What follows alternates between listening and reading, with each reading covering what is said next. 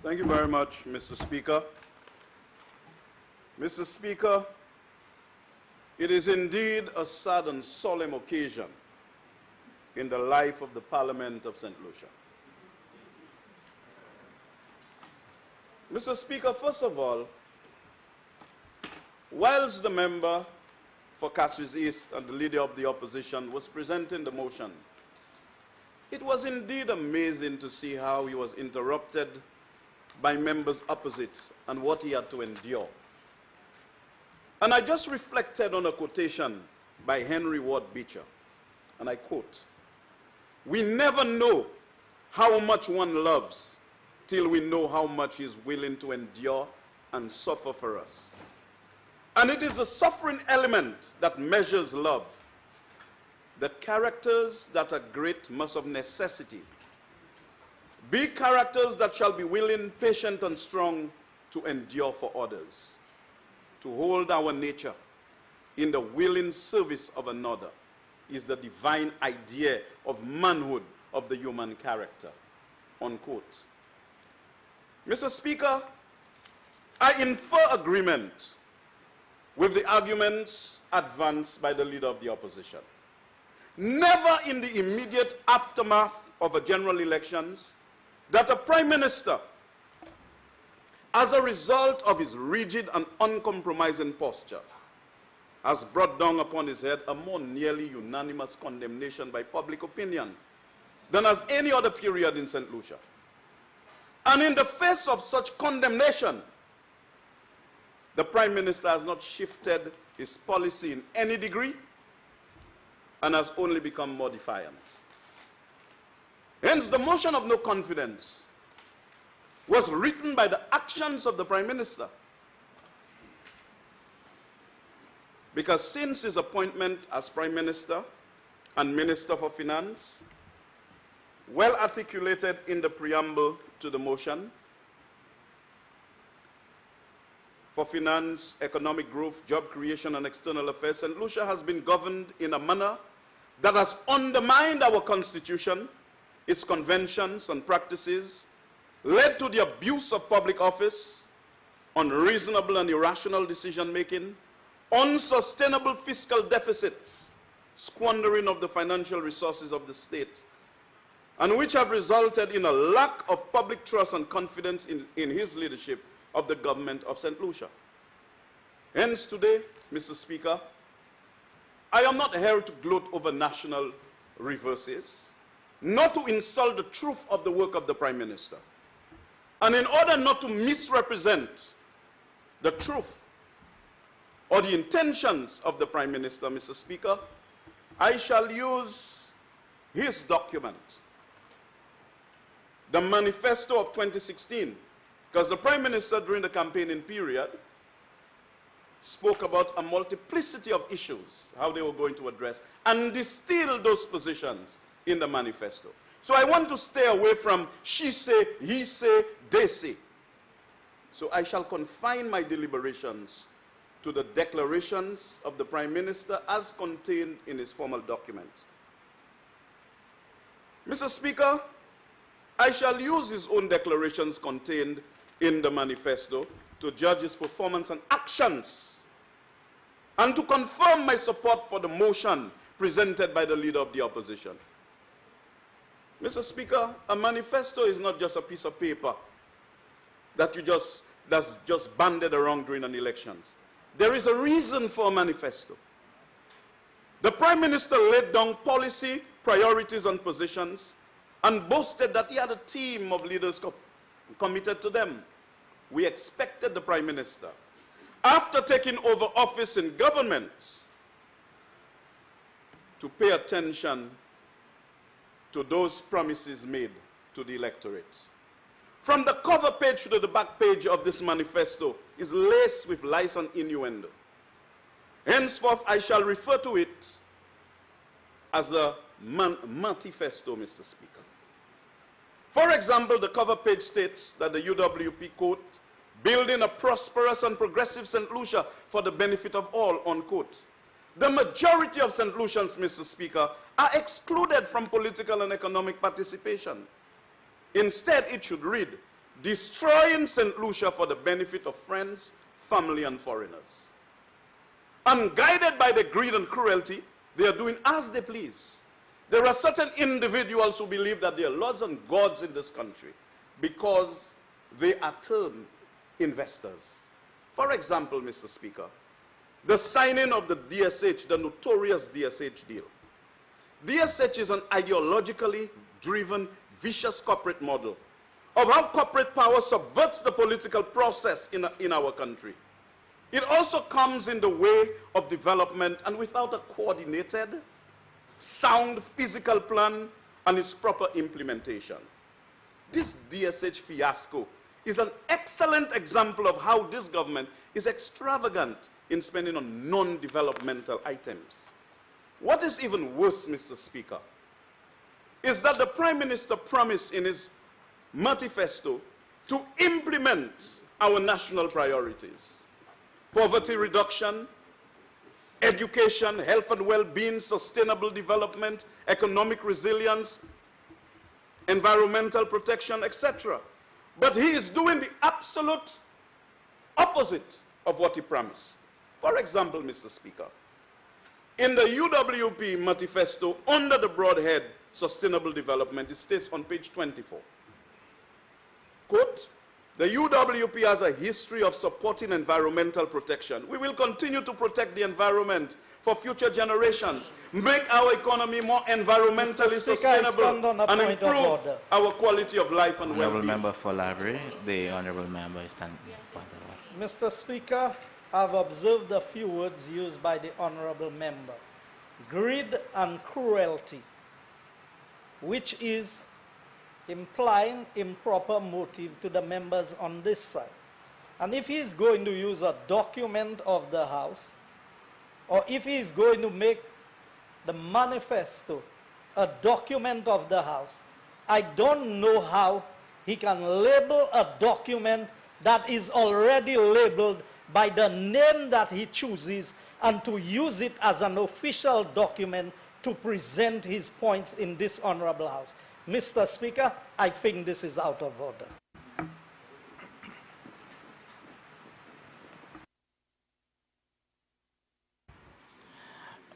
Honourable Member for Library.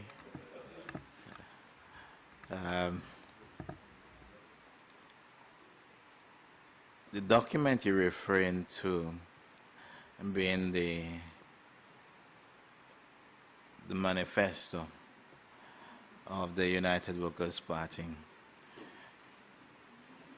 I knew and I heard you. I'm not sure how far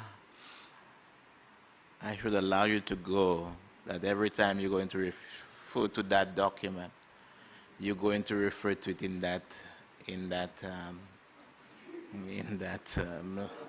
with that phrase, for a better word, because it would mean that a document we have accepted as a document of the House, you're now associating something to it, which we all know what it means.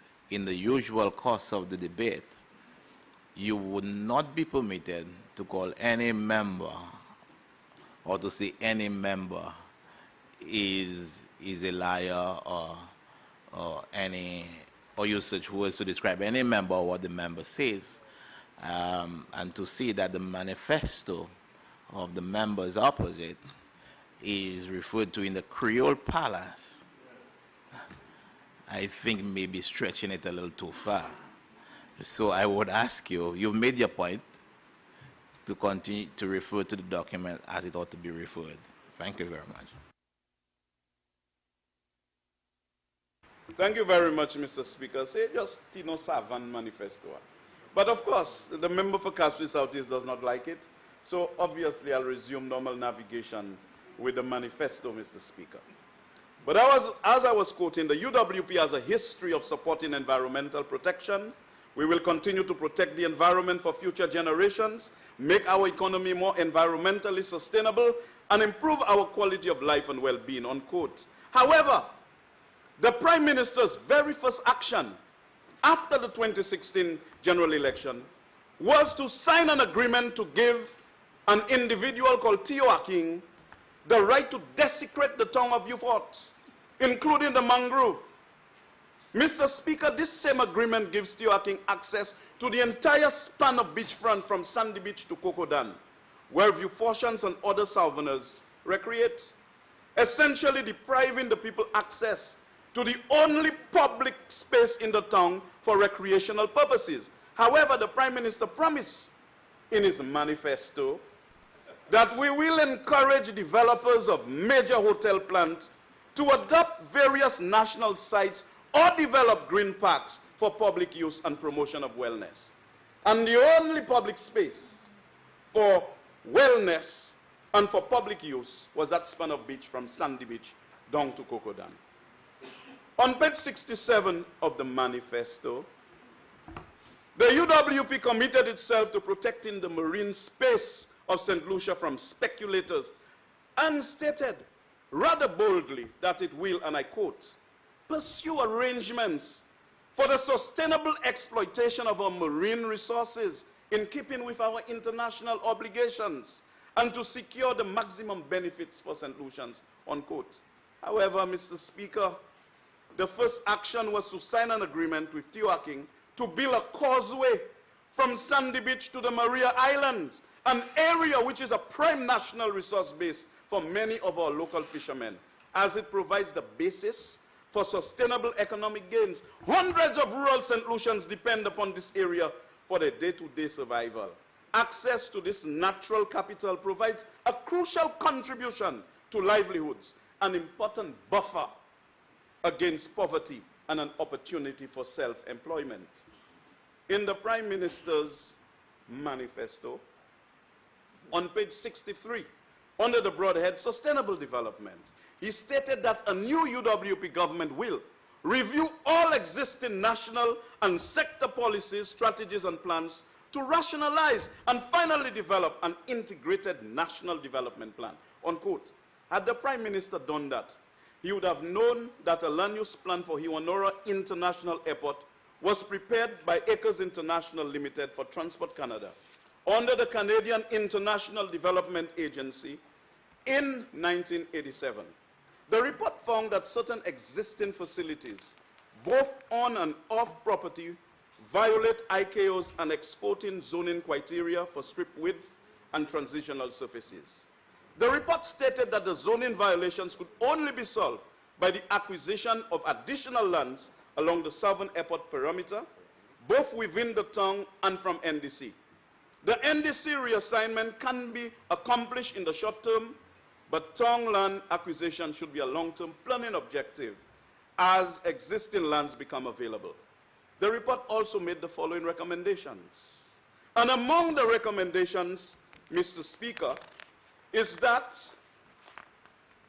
in order to safeguard airport operations and zoning requirements, the St. Lucia Air and Seaports Authority should acquire the land currently containing the aerodrome beacon, obstacle lights, sewage lagoons, and navigational aids VOR, and all the lands around the decommissioned runway.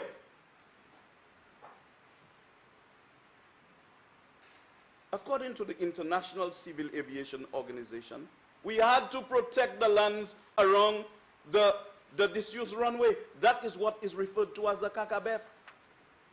But DSH is all along that particular path, has infringed on lands that were supposed to have been protected for further airport development. And at the same time, the Prime Minister claims that he wants to build a state-of-the-art airport for growth in air traffic and tourism.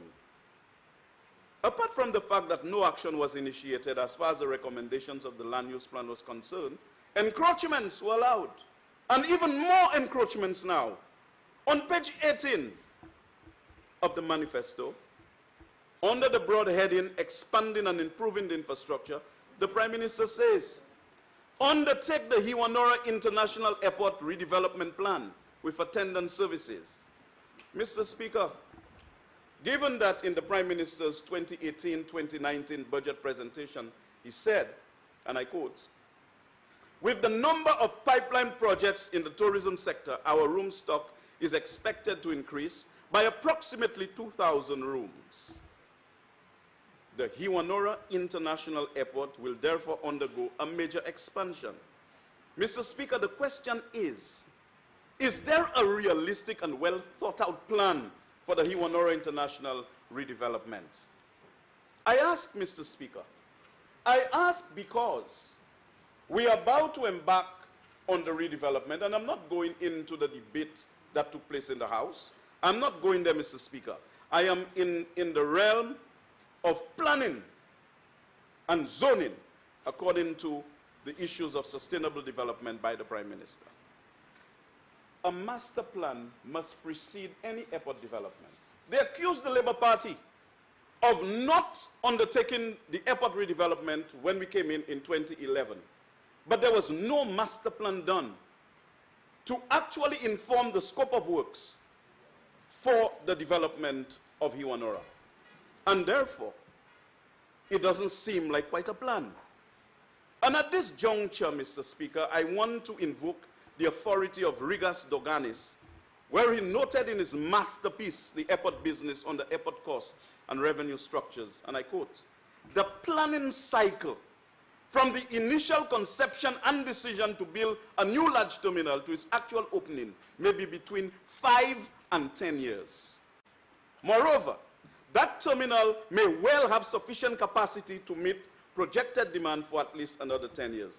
Thus, airports are planning 15 years to 20 years ahead." I hope this is not another case of blatant recklessness, that we are going to undertake a major expansion of Hiwanora without a proper plan, because other countries have found themselves in trouble before by not planning properly, and they have to go and borrow and borrow and borrow like it's a bottomless pit, Mr. Speaker. And I want to conclude on the zoning issue by quoting from the manifesto again, Mr. Speaker, and I quote, "They promise to strengthen the development planning process, including the Physical Planning Act, zoning of lands for different uses, adopting environmental impact assessment regulations, and building code." However, the Prime Minister allowed T.O.R. King to desecrate Viewfort without planning approval and without an environmental impact assessment. And when the people of Viewfort called for dialogue on the issue, he refused. And when the National Trust objected, they were attacked vehemently. But the Prime Minister says on page 60 of the manifesto, and I quote, Point of order, Mr. Speaker.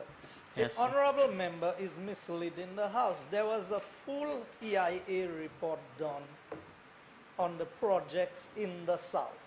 And the member is choosing to tell the honorable House that no report was done, no EIA was done. Mr. Speaker, that cannot be allowed, that members would just use the liberty of the House to just make statements when all the evidence is there for you to get any approval of any project, Mr. Speaker. You must have the EIA. And there is over a 500-page EIA done for the project in Viewfort. And the member needs to withdraw that statement, because that is totally misleading and untrue, Mr. Speaker.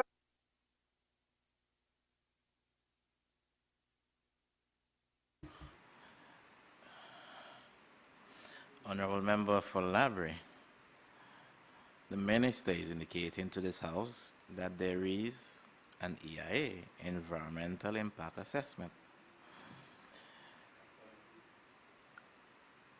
Okay, that's what he's indicating. You've so indicated otherwise. Honorable members, sometimes and I know as honorable members that, especially being in the opposition, you may have to do more than just, I'm not in this business to lecture anybody as to their role, but if there is such a document, then requests could have been made of it, or the document could have been produced. But this is as we are. So I'm saying, honorable member, again, like I've said, I'm asking you to so note it that the minister is saying that there is actually a document over 500 pages. Very well. Thank you, Mr. Speaker. Maybe they have it in recent times. But when they started to desecrate Beaufort, there was no planning approval. In fact, planning approval was given just during the latter part of 2018, about October 15th. So what you ask me to withdraw, Honorable Member? Honorable Member for Library, yes, always speak through to me. Mr. Speaker. But Mr. I will say to you, just hold on, let me speak to the Honorable Member. The fact is now, so that is what I'm saying, you need to preface your statement accordingly. So now that it is being made known to the House that there is a plan or there is an EIA, then you speak accordingly to that effect. If you want to go pre that, then your statement must be so amended accordingly. Okay?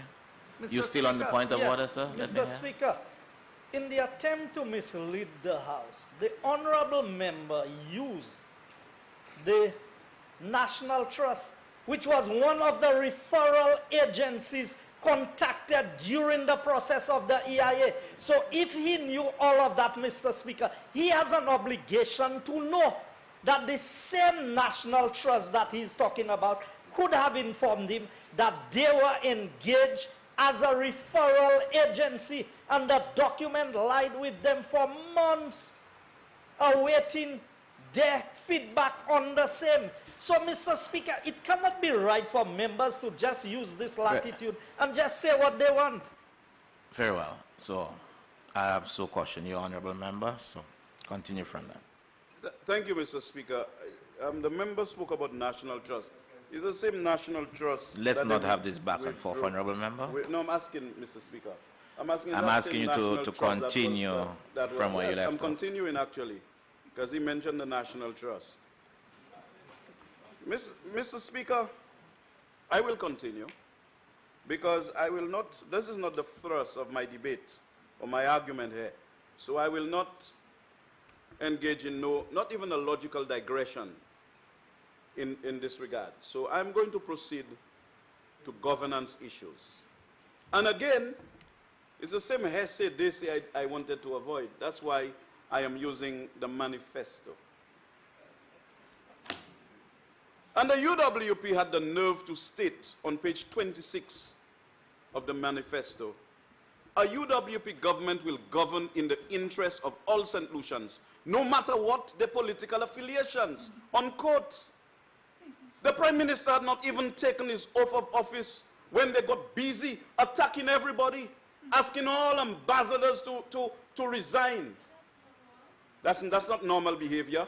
When I became the Minister for External Affairs, I never asked any Consul General or any ambassador to resign. In fact, in 2 cases, there was a request for extension, and I granted both with the authority of the Prime Minister, the former Prime Minister and member for Beaufort South. We never interrupted anybody's contract. We allow people to complete because they are St. Lucians, and that is the respect you must have. They're even victimizing their own people. Even people they perceive as SLP, they're victimizing them. And some of those people, I know for a fact, are UWP supporters, but they think that they're labor rights and they're victimizing even them. They even stated publicly that there are going to be no political fallout as they dismiss nice workers. And dismiss means that to send people away without signing the contract. I checked the definition. Dismiss also means that you can send somebody away. You can fire them or whatever, but dismiss actually means you don't sign the contract. So basically, it's tantamount to dismissal. Because, Mr. Speaker, and they confirm. I stand again on a point of order. Mr. Speaker. Honorable Member for Library. Sorry. Mr. Speaker, these things about the nice workers consistently surfaces and members oppose it. need to recall that when this program was established by them, Mr. Speaker, Honorable Member. I'm making a point to Yes, to I endorse, want to get it. So Yeah. you. I am making a point to endorse why they are misleading the House to show what transpired. The NICE project was a 3-year contract which ended during a specific time period. It was financed for that period and it ended. There was no plan of any continuation.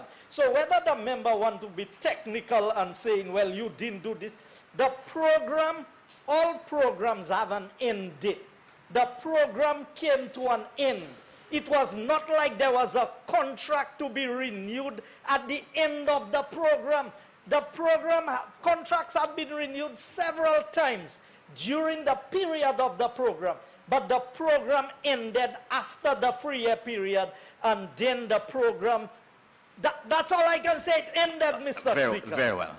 Honorable Member, Castro Southeast Library. I don't, the good colleague, the good member for Library, as I've so indicated to the leader of the opposition, is playing with semantics and words. And he so played it with it so nicely by saying, dismiss can also mean.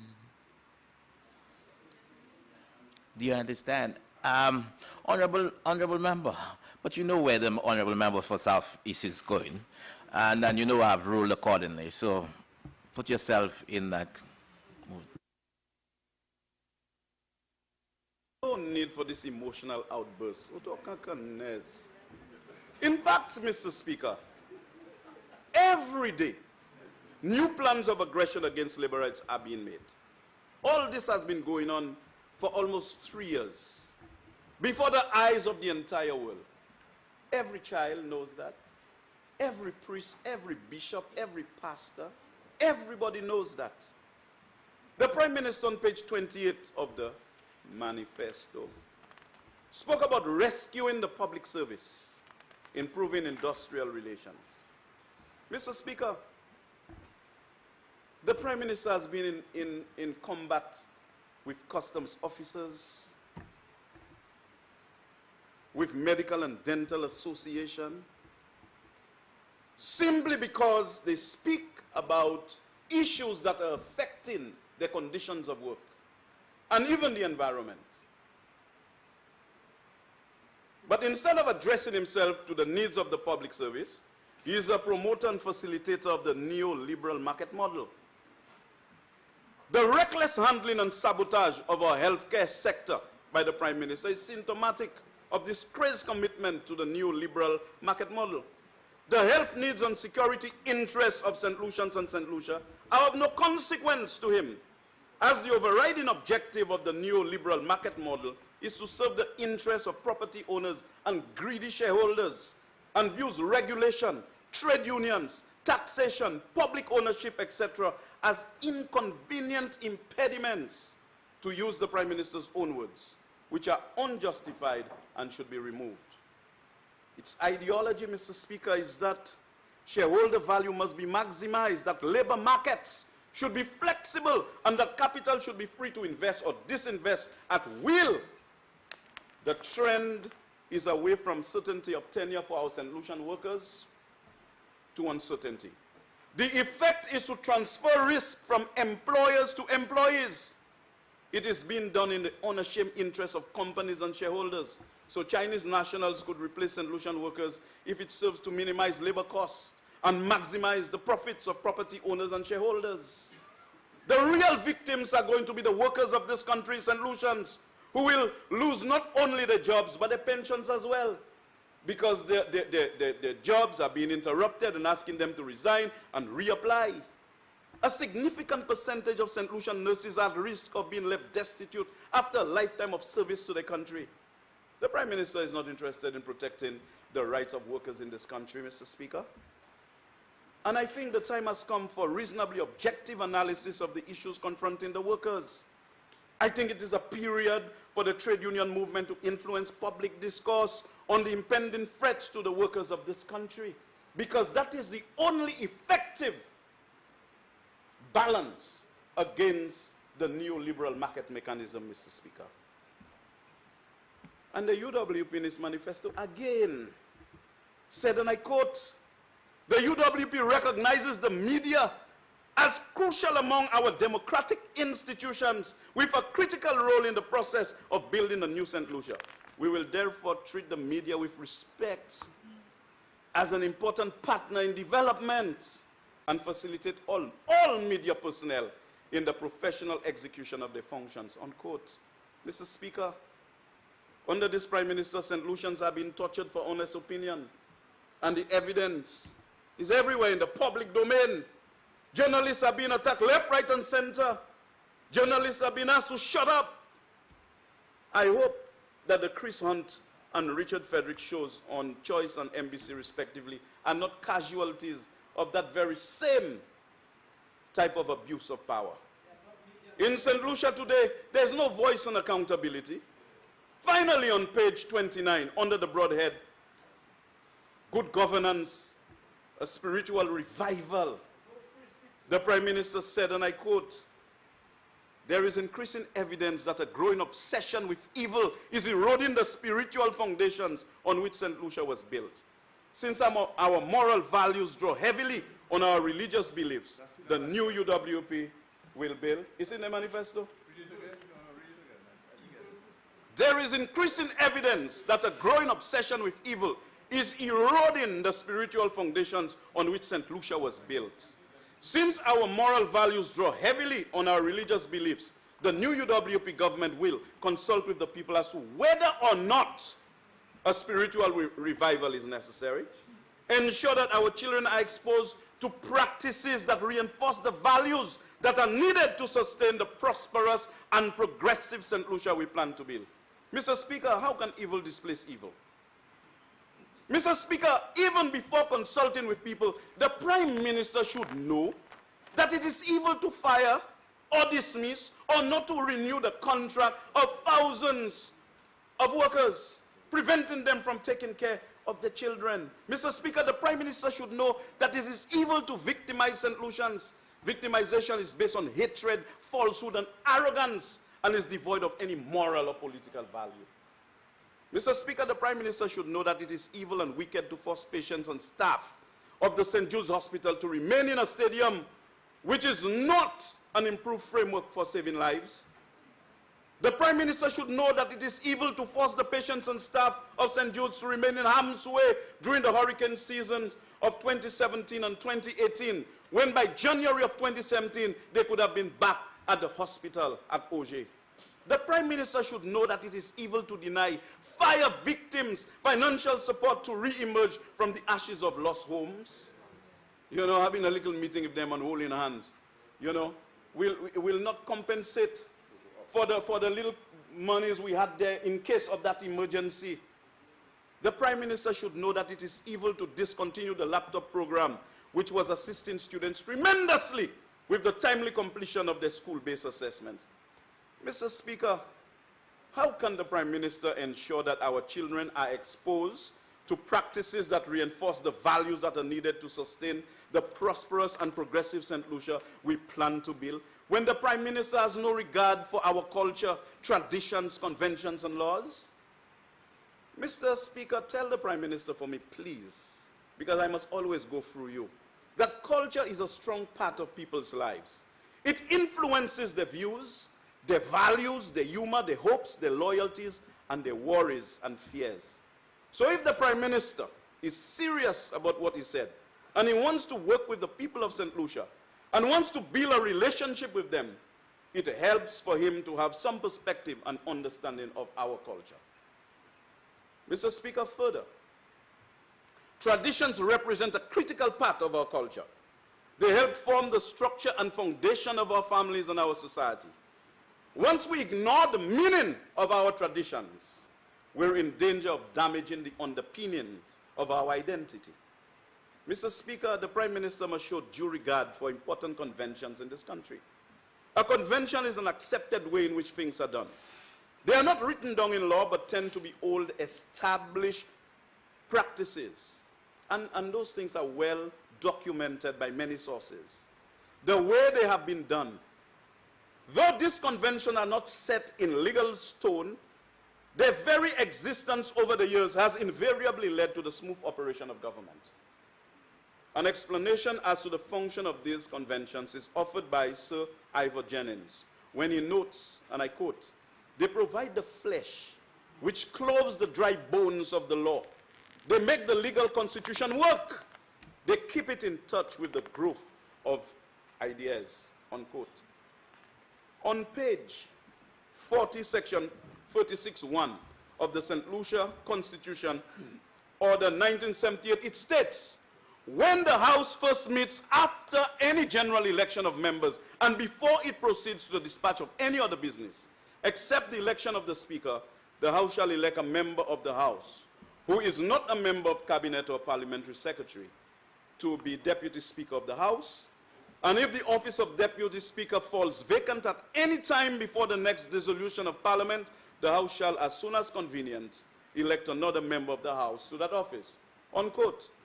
The Prime Minister was abundantly aware of that convention, of the government choosing its Honourable Speaker. Member, I have been so informed, whether I'm hoping it is correct, that there is a matter before the court. I'm just putting you on alert, dealing with the matter of the Deputy Speaker.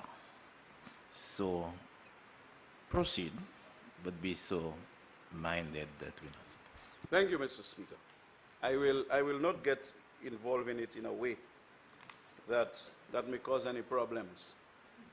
But one thing I wish to say, that they were aware of the convention when they made the member for Castres Central the Deputy Speaker. But shortly thereafter, just to cure the initial sessions of Parliament, and thereafter had her to resign, give her a ministerial position, making only the elected members of the opposition eligible for the post, basically imposing the position on one of us. And you could have heard them on the radio stations from members of the party saying, they must take it, they must. Mr. Speaker, notwithstanding that convention, if there was a matter of national emergency, or the government was performing well, have respect for the rule of law and constitution and conventions, and ask us for our support to probably reduce recurrent expenditure, for the sustainable development of the country, to operationalize the OKEU hospital, to complete St. Jude's, to provide laptops for our St. Lucian children, etc. Once they had respectfully requested our cooperation, we could have acquiesced to that request.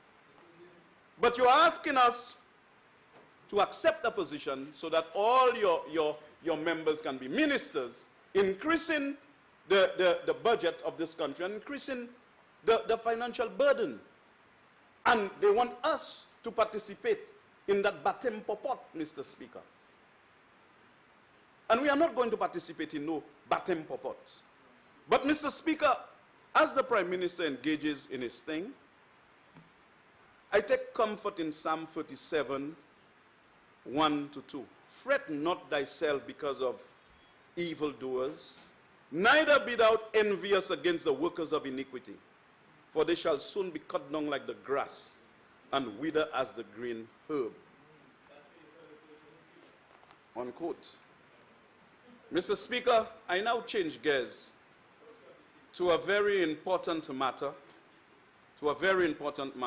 and as I'm in the interregnum, just so that I am not disturbed unnecessarily, Mr. Speaker, I would want you to caution the member for ancillary canneries.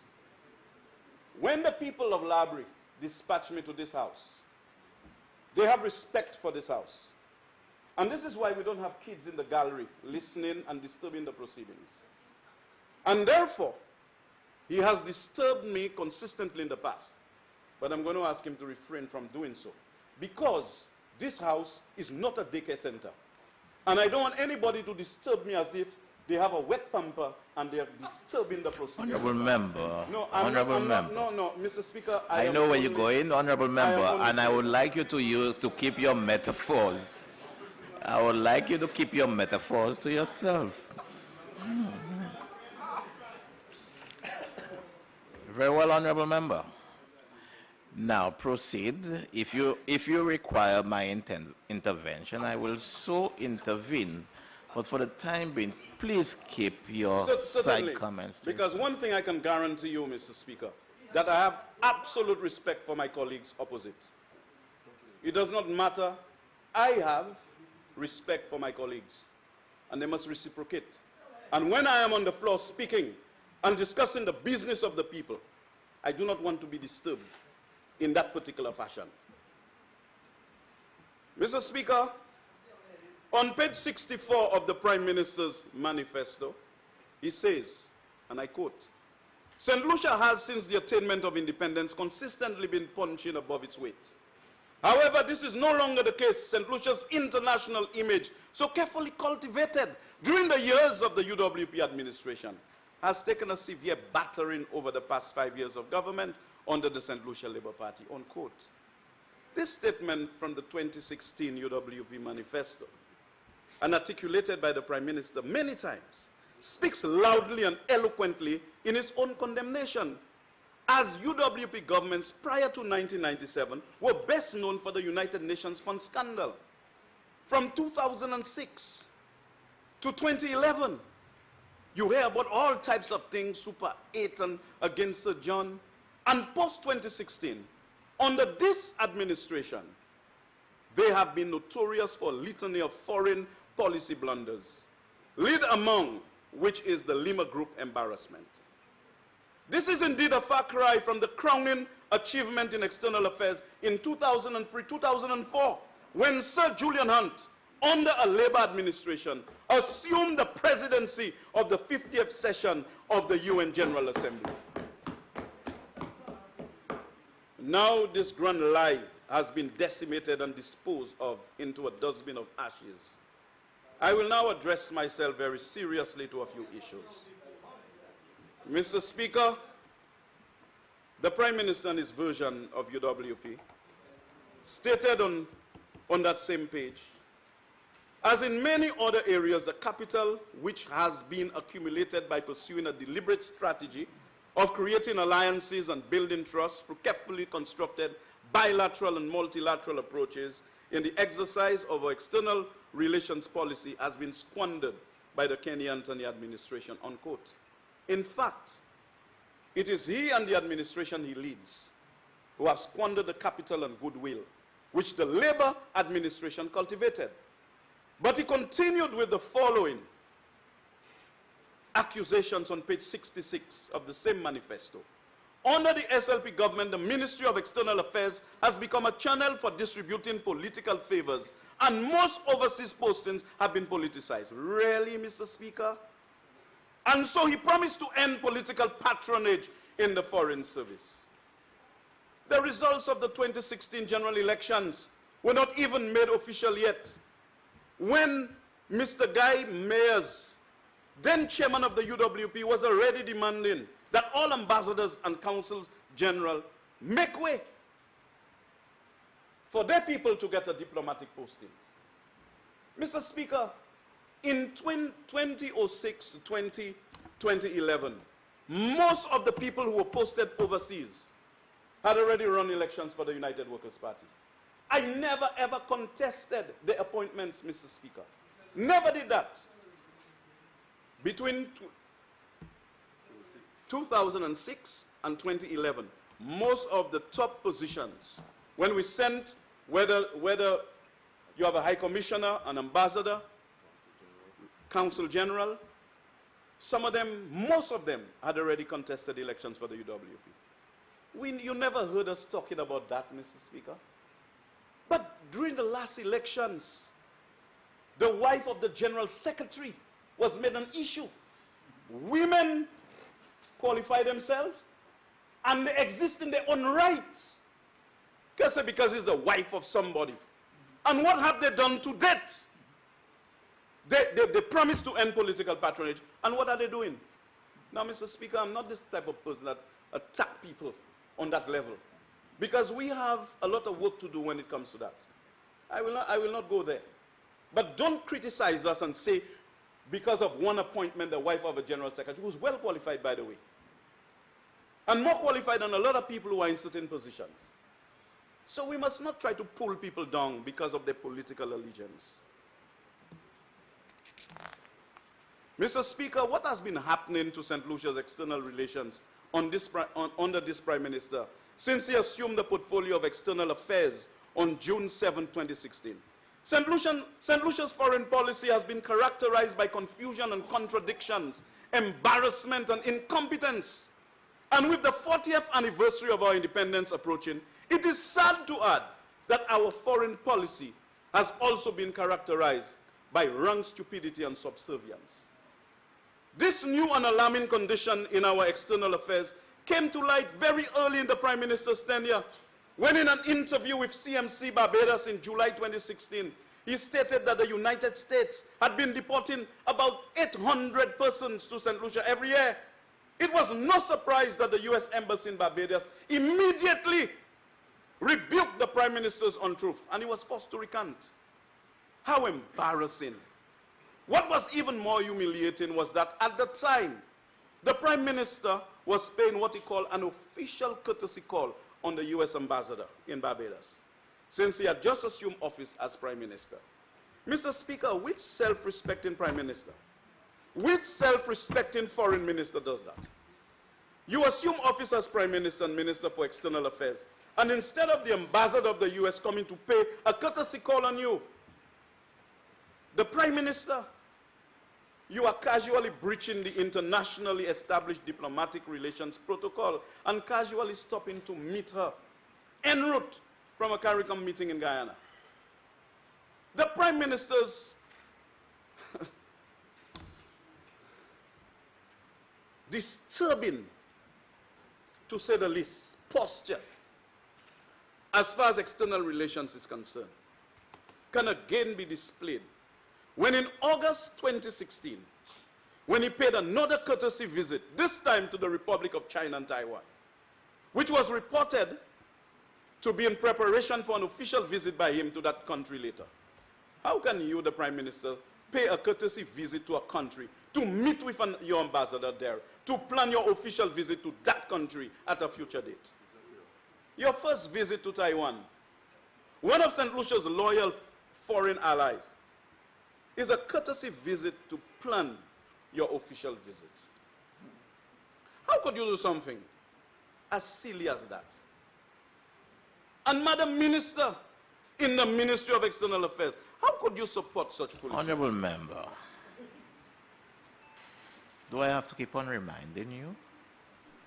You don't speak to... Oh, yes, sir. Through you, Mr. Speaker. I forgot that part. Through you. Did you advise your Prime Minister on correct diplomatic procedures instead of accompanying him hand in hand down the garden path of foolishness?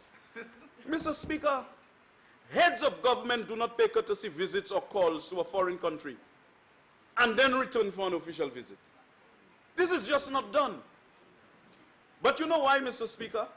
Why St. Lucia had to endure this embarrassing episode in our external affairs? It was not just part of another case of ineptitude in our foreign relations, Mr. Speaker, because Taiwan was not the prime motive for the Prime Minister's presence in that part of the world. According to a government press release published on the St. Lucia Times website on August 19, 2016, and headline Prime Minister Alan Chasney on Asian trip, and I quote, "The Prime Minister is traveling to the People's Republic of China at the invitation of major investor and chairman of Desert Star Holdings Limited, Mr. Teo Aking. While in China, the Prime Minister will visit a number of the company's investments and welcome the opportunity to confirm or dispel firsthand some speculation surrounding the company's track record. Desert Star Holdings signed a framework agreement with the government of St. Lucia in July, which may result in an average 2.6 billion US investment project titled Pearl of the Caribbean." Unquote. The project is earmarked for Vieux Fort. It continued, "Mr. Chasney will also pay a courtesy visit to the Republic of China on Taiwan. There he will have preliminary meetings with government officials to lay the groundwork for an official state visit later this year by the new St. Lucia administration, unquote. Yes, Mr. Speaker. He went to the People's Republic of China to talk to Tiwa King about investments in St. Lucia.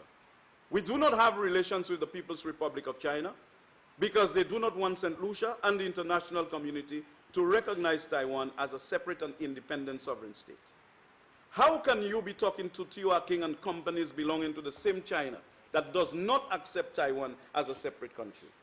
In that particular manner, of course, you will say that the Taiwanese had no objections. They may say so to you with a polite smile, but behind your back, they may have clenched their teeth, shook their heads, and asked, what is going on? Why are we being so ungrateful? Mr. Speaker, the China question is another indication of the clumsy management of St. Lucia's foreign policy by the Prime Minister. On July 5, 2018, the External Ministry announced the immediate removal of visa requirements for Chinese nationals seeking to enter St. Lucia, whether to stay or transit. Mr. Speaker, on a Why point was of this order, necessary? Mr. Speaker. Yes, Honorable Member Kasrisa. The member, when people are not in this honorable house, Mr. Speaker, they cannot defend themselves. We're talking about a diplomatic ally in Taiwan and making these kinds of pronouncements that they may smile to you, but behind your back they will... I mean, Mr. Speaker, where does that come into the debate with the motion that is before the House? Mr. Speaker, I don't know what the member is implying, but I do not see the relation, and I do not see how bringing our diplomatic allies that we have good relationship with, who's not here to defend themselves, how does that feature in the debate that the member is making there? Because he's making an assumption about a diplomatic ally of this country, and we cannot be sending this kind of signal to the international community.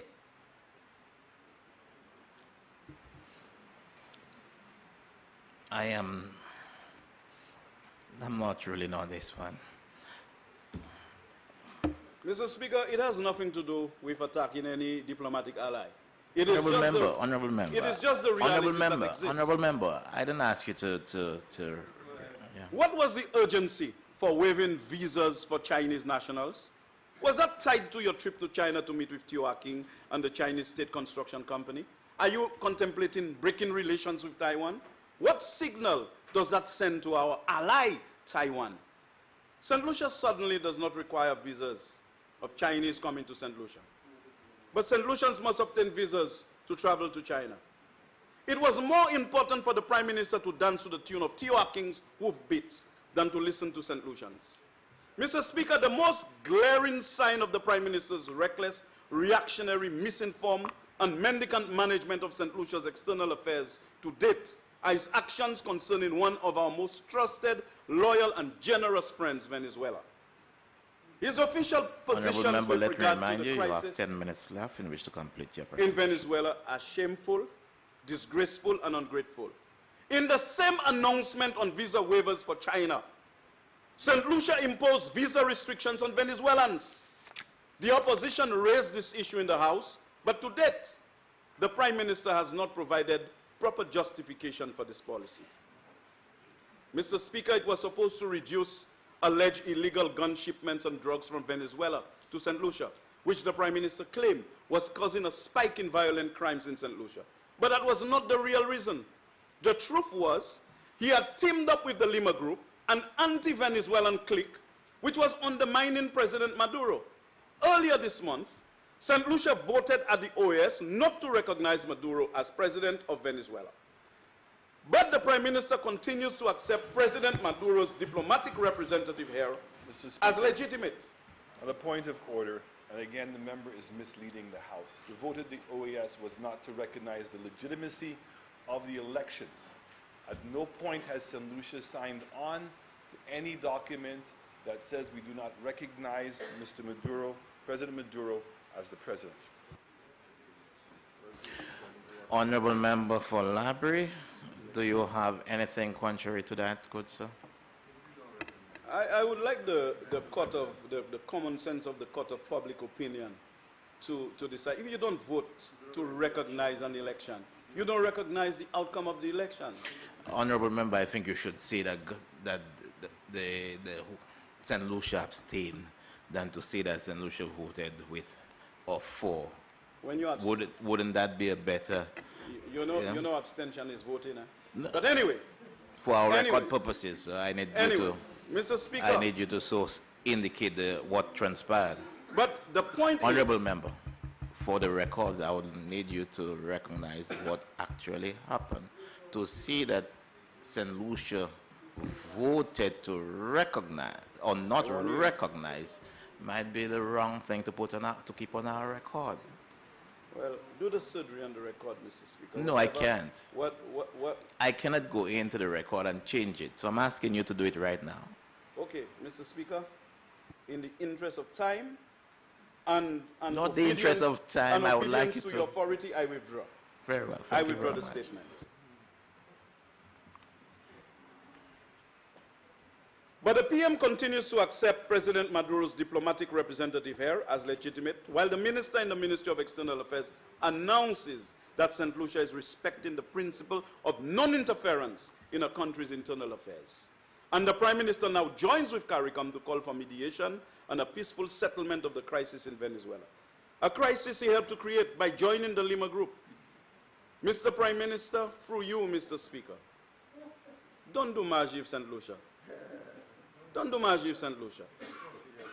Mr. Speaker, how can the Prime Minister be so inconsistent, contradictory in this matter? You mean only now you realize that St. Lucia should be strictly observing the principle of non-interference in another country's affairs? Article 19, Chapter 4 of the OAS Charter of 1948 states, and I quote, "No state or group of states has the right to intervene directly or indirectly for any reason whatsoever in the internal or external affairs of any other state. The foregoing principle prohibits not only armed force but also any other form of interference or attempted threat against the personality of the state or against its political, economic, and cultural elements," unquote. Furthermore, Mr. Speaker, from the time the Prime Minister took his Lone Ranger decision to become a member of the Lima Group without cabinet consent and supported all his communiques condemning President Maduro, you interfered in Venezuela's internal affairs. St. Lucia should never be part or be a member of the renegade mongoose gang like the Lima Group, which is of absolutely no value to the people of St. Lucia. In our 40 years of independence, we cannot be demonstrating that we are subservient in our foreign policy. Mr. Speaker, on a point of order, Mr. Speaker, the honourable member states that the Prime Minister made the decision to join the Lima Group without cabinet. Did you say consent? You're supposed to hear what I said. I would ask the honourable member to withdraw that, Mr. Speaker, through you, because he's in no position to know that. He's in Honorable no member, your position to voice know is that. going down, so can you? I would ask through you, Mr. Speaker, to ask the honourable member to withdraw this. He's in no position to know that the Prime Minister did not seek and in fact receive the consent of Cabinet to take that decision. Honorable member Castries Central, remain standing. I would like to speak. Remain standing. I'm speaking directly. Honorable member Library.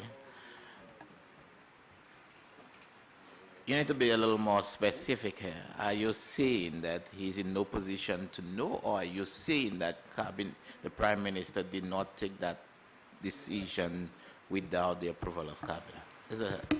First, Mr. Speaker, I Because- would say that the Prime Minister did not take that decision without the approval, and that the honourable member has no right to say that, because it is in fact incorrect for him to say that. And if he is saying it, he needs to prove what he's saying is correct. Honorable. She didn't hear what I say. She's asking me what I say, but she's trying to interpret what I say if she didn't hear what I say. Honorable member Library. Honorable member Library. The position from the honorable member Central Castries is that there was collective decision, including the Prime Minister, to take the decision to join the Lima Group, and that the Prime Minister did not take that decision on his own. Do you so note? Do you so note? Mr. Speaker, I know what I know. Yes, I know. But then if you need there are some statements, yes, you could say it, but there are some statements, when you say it in the House, you may have to prove it. And if you cannot prove it, you may have to take it back. Okay. I take it back, Mr. Speaker. I take it back. Mr. Speaker, since I was interrupted and about 15 minutes of my time were consumed between the member for Kasui Central and the member for Kasui Southeast, can you tell me how many minutes I have left? I will give you an additional 3 minutes, so go ahead. I'll tell you when you're stopping. So in total, you have about 8 minutes. Mr. Speaker, I now turn to health. And again, I will stick to the Prime Minister's declarations, where he said in the manifesto on page 42, St. Lucia's present healthcare system is characterized by poor management of the public sector services and a lack of collaboration and synergy with private sector services, causing waste, duplication, and inequity in access to health services. There is no coherent plan for the development of health services and for human resource development within health. Mr. Speaker, nothing is further from the truth. Mr. Speaker, in office, the St. Lucia Labour Party, in its national policy and decision-making, was attempting to rebalance efforts in the health field to do far more to promote health and prevent disease. Seminal figures in the field of health management have given validity to the SLP's approach. For example, one source documented that the emerging importance of NCDs and injuries in the developing world increases the imperative for prevention and health promotion. Mr. Speaker, emphasis on prevention to effect lifestyle changes would impact positively on overall health by the treatment of these chronic NCDs and to reduce the cost of the budget. The thinking is that if we begin seriously to emphasize wellness and prevention, we would have a much healthier population and we would spend far less money on medical care. The goal of the UWP, it says, is to establish a structured, systematic, evolving, and affordable system of healthcare characterized by excellence in service and delivery, unquote. However, the Prime Minister is doing the absolute antithesis of what he promised. In fact, Mr. Speaker, over the past 3 years, every day the Prime Minister remained in office, he delayed the delivery of quality health care to the St. Lucian people by him refusing to operationalize the OKE hospital, a state-of-the-art hospital, well-equipped medical facility, for many years was just left idle, instead of allowing St. Lucians to enjoy improved health benefits. And then we hear that hospital will be privatized. And in the campaigning period, he always said, no privatization of our hospitals. But now, they want to hand over our hospital to a foreign concern to maximize profits. As for St. Jude's, Mr. Speaker, St. Jude's was almost completed. 6 months remaining. 6 months remaining. And they just left the hospital alone. And I've said this in this house before, Mr. Speaker, that all they had to do was tile the roof, put the tiles in the roof, cover the floor, whether you put a covering, like you said, member for Kasui Southeast, through you, Mr. Speaker, or put tiles, whatever you wanted to do, paint the place, connect the electricity, and clean it with chemical. Oh, that's all they had to do. And move the patients and the staff to the East Wing. This is not subject to debate or compromise. Professionals like Mr. Peters and Mr. Hennicat confirmed that there was not too much to be done to move the patients at St. Jude's. But I guess the Prime Minister has another plan for our building. They're going to, instead, we already have a fiscal problem. They want to go and find new monies to build a new wing instead of spending a few $1 million that is available, because we only draw down a certain percentage of the Taiwanese loan to actually give the people of the South better health care. We have a big CT scan in one of the rooms, a gift from a foreign country, rotting away there. And poor people from the South have to find monies to go to Tapio to get scanned. Over $1,000, when at least they could have been taken care of over there. The Prime Minister did indicate that how insensitive we were by keeping the people at the stadium instead of moving them to the hospital when the Labour Party was there. But we worked on the hospital consistently. But you know what the argument was at the end of the day? We had 5 years. We had 5 years. But the handover report indicated that the project was initiated as a result of an emergency and did not go through the normal project development cycle of similar projects, which is historically 5 to 10 years prior to physical implementation. At the commencement of the project, there was no financial resources to build a hospital. And the member for Castries North and former Prime Minister, he knows that.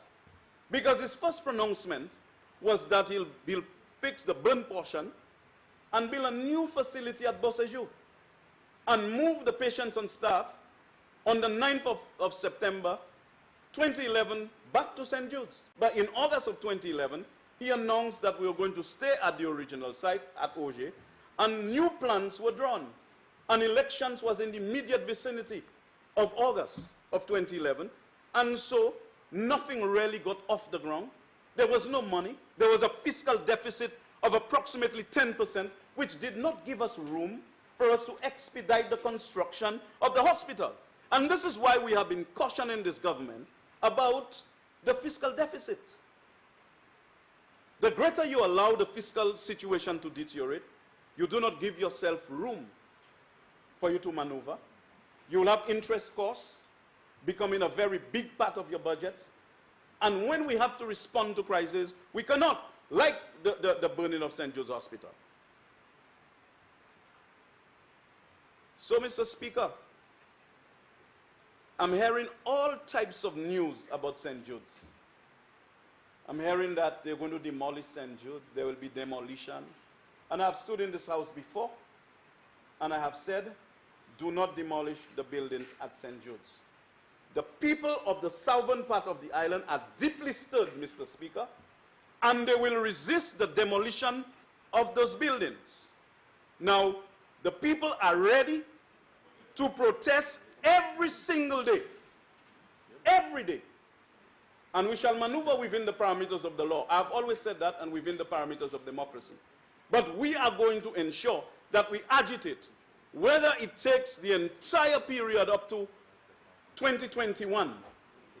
We are going to continue our fight for anybody who wants to come to take our buildings for medical school, not to occupy it. I have warned the Prime Minister before. I have warned this government before. Do not take our buildings for papi show. Do not take our buildings to do any dumb for any kind of horsemen. Do not disrespect our building. And so many foreign governments contributed to us having St. Jude's, over $30 million collectively by different countries in an environment that's very difficult to get official development assistance. Why is the Prime Minister insisting on going down that route? Now, when foreign countries see you taking their money and wasting it, they are not favorably disposed to giving you any money. Then they talk about there was no planning. You had the Ministry of Economic Development, the Ministry of Health, the Chief Executive Officer, the entire board at St. Jude's. They participated in the flow, hospital layout, and everything. And then all the excuses is that, oh, there is no proper flow. The people who are using the hospital, the persons who are going to reoccupy St. Jude's, they were involved in the planning of it. They worked with the consultant. Honorable member, you should complete in 2 minutes. So, Mr. Speaker, how can anybody realistically stand in this house and disagree with the spectrum of issues raised by the leader of the opposition in terms of what the Prime Minister is doing. The Prime Minister knows very well that there is no personal issue. We don't come to this house and have personal issues with people or attack people. But we have to deal with the business of the country. And we believe that the country is on the wrong trajectory. We are going to find ourselves in problems.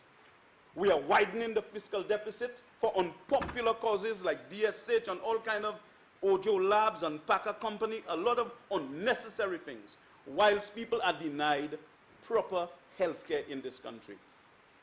And finally, Mr. Speaker, nothing happened in the first half of their term, almost 3 years. We have a cash flow problem in the country. And obviously, by departing from the World Bank arrangement, there's an opportunity to take cash and bring it in to try to mask the fiscal situation in the country. And at the same time, they're going to build roads in some parts of St. Lucia and say the 150 is working. The number of roads that were built by us in government without imposing $1.50 on a gallon of gas. We did not have to do that. And in fact, we were going to protect our debt to GDP ratio by giving the World Bank to undertake the project and for us to have the fiscal space to maneuver, to take care of the development of the people of this country. So this is my issue with the Prime Minister. And this is why we have confirmed what the Leader of the Opposition has said, and I agree with the Leader of the Opposition completely in terms of what he's calling for. St. Lucia is in grave danger, and I support the motion on the basis of love for my crisis-laden homeland. I thank you, Mr. Speaker.